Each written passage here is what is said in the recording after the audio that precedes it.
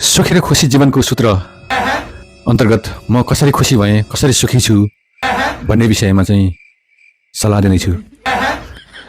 यदि तपाईँ खुसी हुन चाहनुहुन्छ भने तपाईको आफ्नो दिमागले सोच्नुहोस्, मनको कुरा सुन्नुहोस्, अनि सक्नुहुन्छ भने छरछिमेकीको पनि सल्लाह लिनुहोस्। तर तपाईँ काम चाहिँ श्रीमतीले जे भनेको छ त्यही गर्नुहोस् अनि मात्र सुखी हुनुहुनेछ। विश्वास लाग्दैन भने मलाई नै हेर्नुहोस्।